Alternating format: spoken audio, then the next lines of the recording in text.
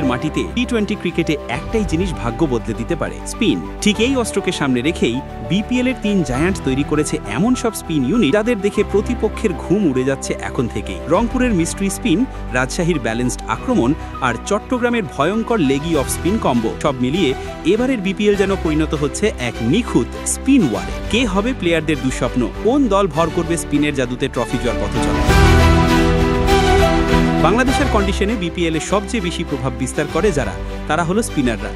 ব্যাটসম্যানদের রানের স্বপ্নকে মুহূর্তে দুঃস্বপ্নে পরিণত করে, যারা ম্যাচের গতি পাল্টে দিতে পারেন সেই স্পিনারদের দিকেই তাকিয়ে থাকে প্রতিটি ফ্র্যাঞ্চাইজি। এবারের বিপিএলেও তার ব্যতিক্রম হয়নি। রংপুর রাইডার্স, রাজশাহী ওয়ারিয়ার্স আর চট্টগ্রাম রয়্যালস, এই 3 দলই তৈরি করেছে এমন শক্তিশালী স্পিন ইউনিট যা টুর্নামেন্টের ভাগ্য বদলে দেওয়ার ক্ষমতা রাখে। প্রথমে আসি রংপুর রাইডার্সে। গত আসরে দুর্দান্ত দল হয়েও শিরোপা হাতছাড়া হয়েছিল তাদের, তাই এবার নিলামে রংপুর ছিল ভয়ঙ্করভাবে সক্রিয়। তাদের স্পিন আক্রমণের সবচেয়ে বড় ভরসা রাকিবুল হাসান ও আলিস আল ইসলাম, দুজনই বিপিএলে নিয়মিত উইকেট শিকারী, মিস্ট্রি ভ্যারিয়েশন আর আক্রমণাত্মক লাইনে দক্ষ। এর সঙ্গে যোগ হয়েছে পাকিস্তানের সুফিয়ান মোহাম্মদ খাজা এবং নিলামে নেওয়া মোহাম্মদ আখলাকের মতো ঘূর্ণিমান নাম। পাশাপাশি কাইল মেয়ার্স, ফাহিম আশরফ এবং ইফতেখার আহমেদের মতো অলরাউন্ডারদের উপস্থিতি রংপুরের আক্রমণকে আরও ভারসাম্যপূর্ণ করেছে। সব মিলিয়ে রংপুরের স্পিন ইউনিট এবারের বিপিএলের সবচেয়ে গভীর ও বৈচিত্র্যময় স্কোয়াডগুলোর একটি। চট্টগ্রাম রয়্যালসের দিকে তাকালে দেখা যায় নিলামে ব্যাটিং কিংবা পেস ইউনিট নিয়ে তারা ভক্তদের হতাশ করলেও স্পিন আক্রমণে তারা গড়ে তুলেছে বিপজ্জনক সমীকরণ। দলে রয়েছে দেশের টি-20 স্পেশালিস্ট শেখ মেহেদি হাসান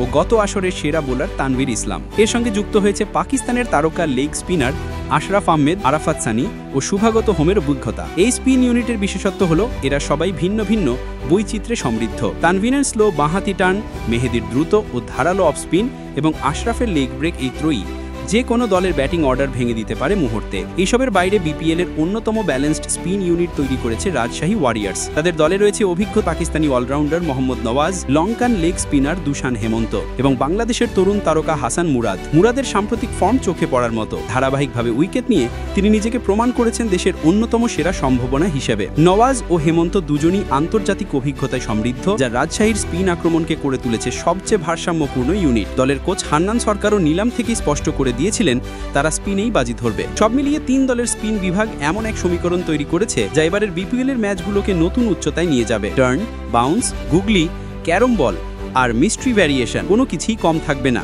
আর যেহেতু এটি বাংলাদেশের পিচ, তাই স্পিনাররাই টুর্নামেন্টের প্রকৃত নায়ক হয়ে উঠতে পারেন। আপনার মতে রংপুর, রাজশাহী না চট্টগ্রাম, কার স্পিন ইউনিট সবচেয়ে শক্তিশালী? মন্তব্যে জানিয়ে দিন।